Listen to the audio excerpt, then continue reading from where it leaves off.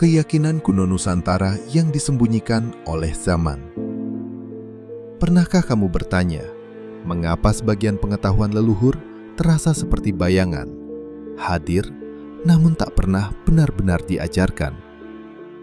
Mengapa ada kebijaksanaan tua yang hanya tersisa sebagai simbol, ritual, dan cerita setengah utuh?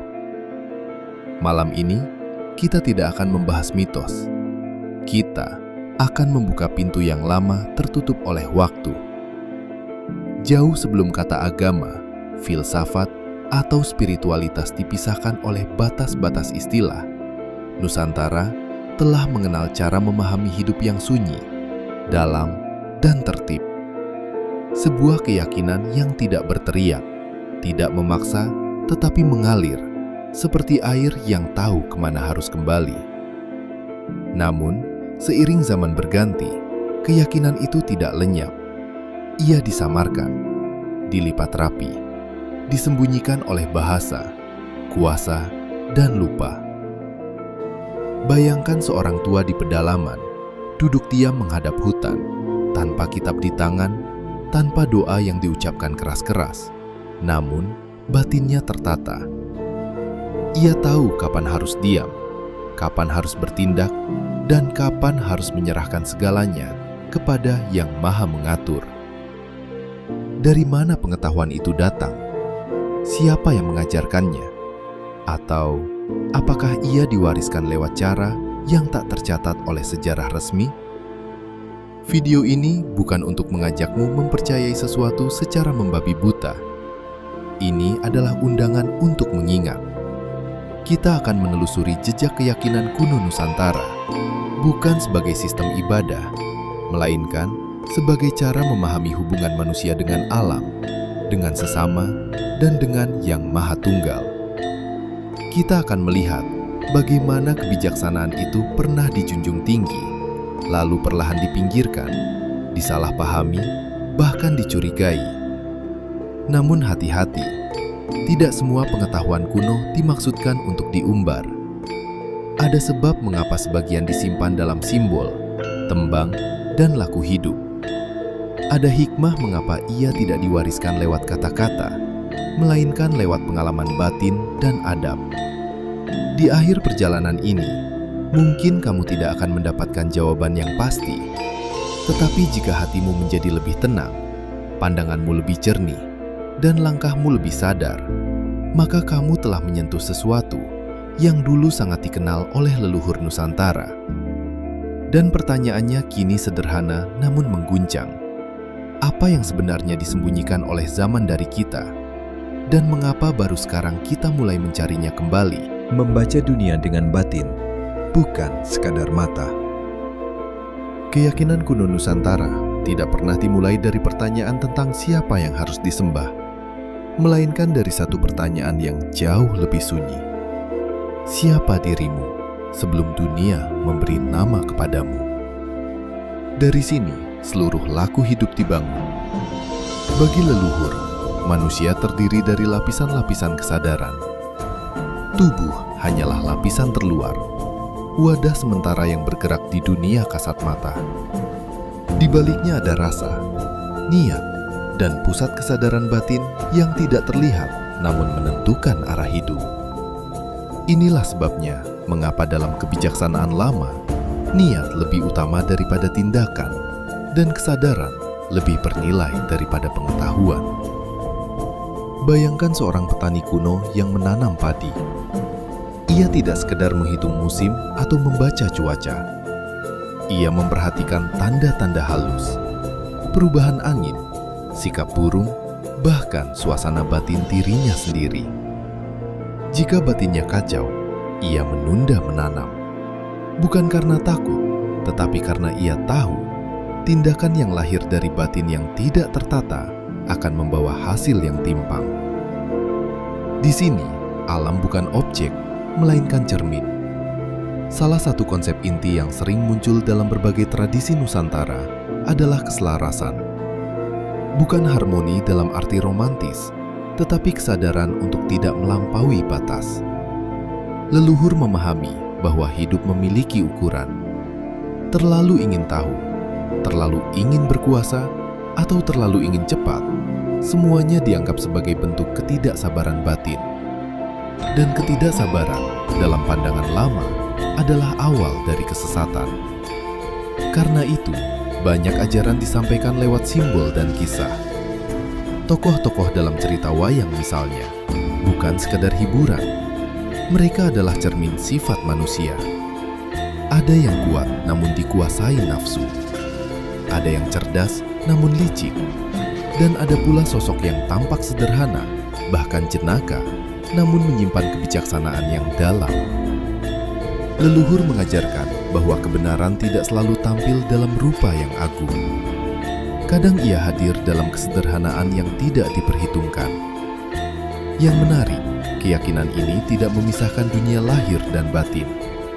Bekerja, berbicara, memimpin keluarga, semuanya adalah bagian dari laku spiritual. Tidak ada keharusan untuk menarik diri dari dunia, tetapi ada tuntutan untuk menguasai diri di tengah dunia. Inilah sebabnya mengapa orang yang dianggap tinggi ilmunya bukanlah mereka yang banyak bicara tentang hal gaib, melainkan mereka yang sikapnya tenang, ucapannya terjaga, dan tindakannya tidak merugikan. Namun disinilah pula kesalahpahaman mulai muncul. Ketika simbol dipahami secara harfiah, makna batinnya menghilang. Keselarasan disempitkan menjadi ritual, keheningan disalahartikan sebagai mistik kosong, dan kedalaman batin dicurigai sebagai sesuatu yang berbahaya. Padahal, yang diajarkan leluhur bukanlah pelarian dari Tuhan, melainkan pengenalan diri agar tidak melampaui batas sebagai manusia. Ada satu pesan yang berulang dalam kebijaksanaan lama Nusantara. Tidak semua yang bisa dilakukan harus dilakukan. Batasan bukan penjara, melainkan penjaga. Dan penjaga itu bekerja dari dalam diri, bukan dari luar. Di bagian berikutnya, kita akan masuk lebih dalam, membahas makna tersembunyi di balik simbol, paradoks dalam ajaran leluhur, serta mengapa sebagian pengetahuan ini sengaja dibuat sulit dipahami. Karena semakin dalam kita melangkah, semakin jelas bahwa yang disembunyikan oleh zaman bukanlah rahasia besar, melainkan kesederhanaan yang terlalu sering kita abaikan. Simbol, paradoks, dan pengetahuan yang tidak pernah dimaksudkan untuk semua orang. Semakin dalam kita menyelami keyakinan kuno Nusantara, semakin jelas bahwa pengetahuan ini tidak disusun untuk memuaskan rasa ingin tahu, melainkan untuk mendidik kedewasaan batin. Inilah sebabnya mengapa banyak ajarannya tampak bertentangan, bahkan membingungkan jika dibaca dengan logika yang kaku. Ambil contoh simbol-simbol yang sering disalahpahami sebagai klenik, keris, sesaji, laku tirakat, atau pantangan tertentu. Semuanya bukan tujuan, melainkan bahasa. Leluhur memahami bahwa tidak semua kebenaran bisa disampaikan secara langsung. Maka, mereka menyelipkannya dalam bentuk simbol, agar hanya mereka yang bersedia merenung yang akan menangkap maknanya. Yang lain mungkin hanya melihat bentuk luarnya, lalu berhenti di sana. Paradoks pertama yang diajarkan adalah ini. Semakin seseorang mengejar kesaktian, semakin jauh ia dari kebijaksanaan. Dalam tradisi lama, kemampuan luar biasa bukan tanda kedekatan dengan yang maha tinggi, melainkan ujian yang paling berbahaya. Banyak kisah tentang tokoh yang jatuh bukan karena kekurangan ilmu, tetapi karena gagal menjaga niat. Kesalahan ini kemudian diwariskan sebagai peringatan, bukan sebagai teladan. Ada pula paradoks tentang diam dan tahu. Leluhur percaya bahwa orang yang benar-benar paham tidak merasa perlu menjelaskan semuanya.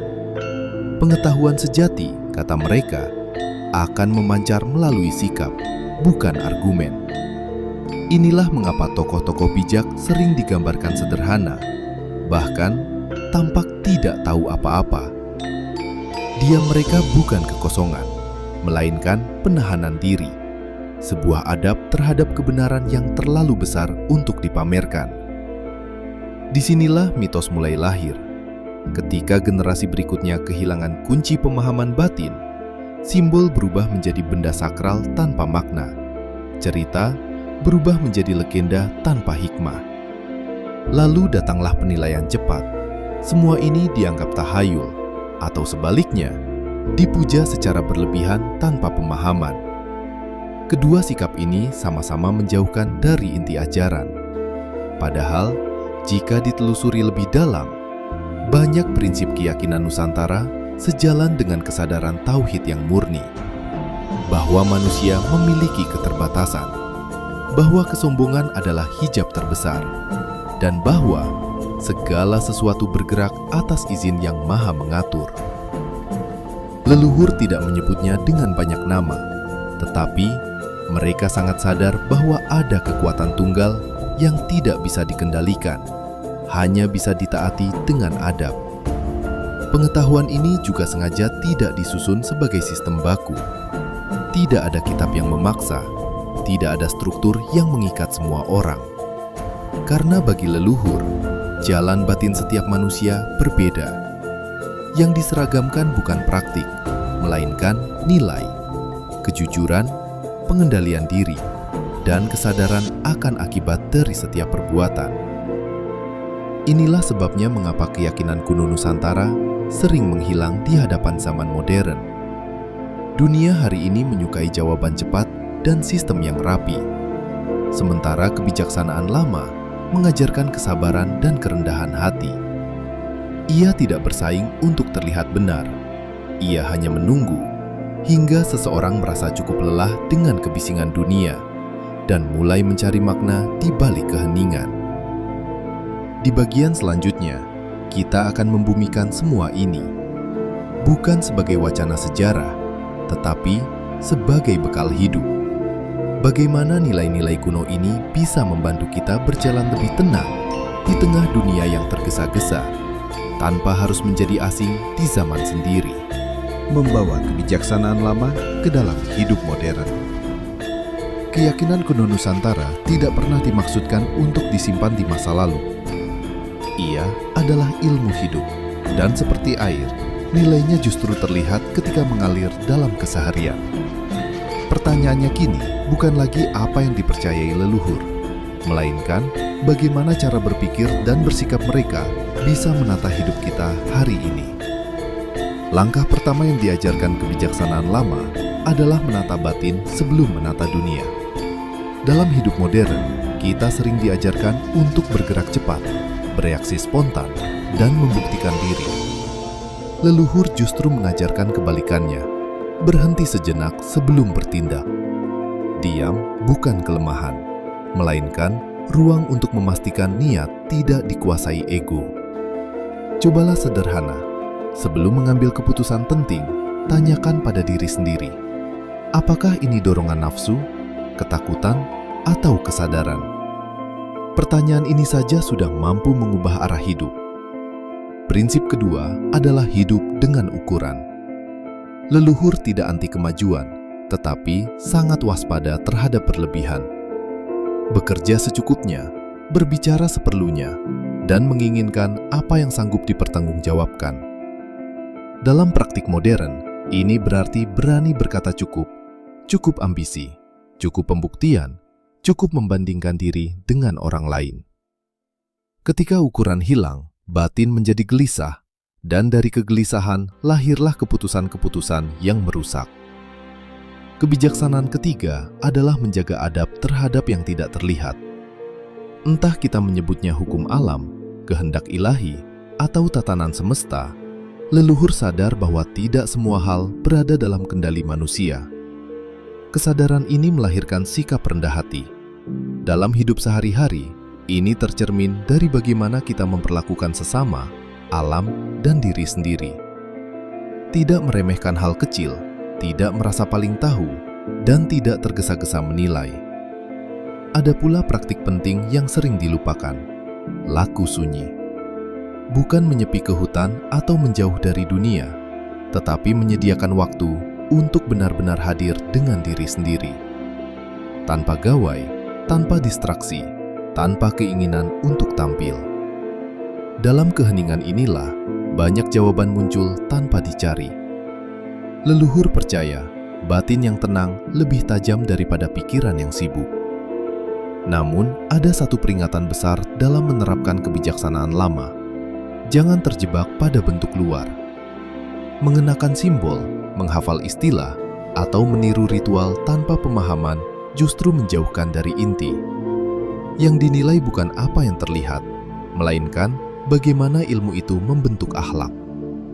Jika seseorang merasa lebih tinggi, lebih sakti, atau lebih istimewa setelah belajar, maka bisa dipastikan ia sedang menjauh dari jalan yang dimaksud. Pada akhirnya, nilai terbesar dari keyakinan kuno Nusantara adalah ini. Hidup bukan tentang menjadi luar biasa, tetapi menjadi tepat. Tepat niatnya, tepat sikapnya, tepat waktunya. Dan ketepatan hanya lahir dari batin yang jujur dan tunduk pada batas sebagai manusia. Di bagian terakhir, kita akan merangkum semua perjalanan ini dan meninggalkan satu pertanyaan penting yang mungkin akan terus bergema bahkan setelah video ini berakhir. Yang disembunyikan bukan ilmunya, tetapi kesiapan kita. Perjalanan kita menelusuri keyakinan kuno Nusantara membawa kita pada satu kesadaran yang sunyi namun tajam. Yang hilang dari zaman ini bukanlah pengetahuan leluhur, melainkan kesiapan manusia untuk memahaminya. Kebijaksanaan itu tidak musnah, tidak dihancurkan, dan tidak benar-benar dilupakan. Ia hanya berhenti ditawarkan secara terbuka, karena tidak semua mata siap melihat, dan tidak semua hati siap memikulnya. Leluhur Nusantara tidak meninggalkan sistem kepercayaan untuk dipertentangkan, tetapi jejak cara hidup yang tertib. Mereka tidak sibuk menjelaskan yang maha tinggi dengan kata-kata, melainkan menjaga diri agar tidak melanggar batas sebagai makhluk. Dalam keheningan, dalam sikap hormat, dan dalam pengendalian diri, mereka menemukan kedekatan yang tidak perlu diumumkan. Zaman modern, dengan segala kemajuan dan kecepatannya, sering membuat kita lupa pada satu hal mendasar, bahwa kedalaman tidak pernah lahir dari kegaduhan. Kita tahu banyak hal, tetapi jarang berhenti. Kita melihat jauh, tetapi jarang menengok ke dalam. Dan disitulah kebijaksanaan lama terasa asing. Bukan karena ia gelap, tetapi karena ia menuntut kejujuran yang tidak nyaman. Keyakinan kuno Nusantara tidak meminta untuk dihidupkan kembali sebagai identitas. Ia hanya meminta satu hal, untuk dipahami sebagai cermin. Apakah hidup kita sudah selaras? Apakah tindakan kita lahir dari niat yang bersih? Apakah kita masih mengenal batas, atau justru sibuk melampauinya atas nama kebebasan dan pengetahuan? Mungkin inilah sebabnya mengapa ilmu ini dulu disampaikan lewat simbol dan laku, bukan lewat ceramah panjang. Karena yang dicari bukan pengikut, melainkan manusia yang matang. Bukan yang banyak bicara tentang kebenaran, tetapi yang diam-diam dijaga oleh kebenaran itu sendiri. Dan sekarang, pertanyaan itu kembali pada kita. Bukan untuk dijawab cepat, tetapi untuk direnungkan perlahan. Jika kebijaksanaan leluhur tidak pernah benar-benar hilang, apakah kita siap untuk mengingatnya kembali tanpa merasa lebih tinggi dari siapapun? Jika pembahasan ini menggugah sesuatu dalam dirimu, simpanlah. Jangan terburu-buru menyimpulkan.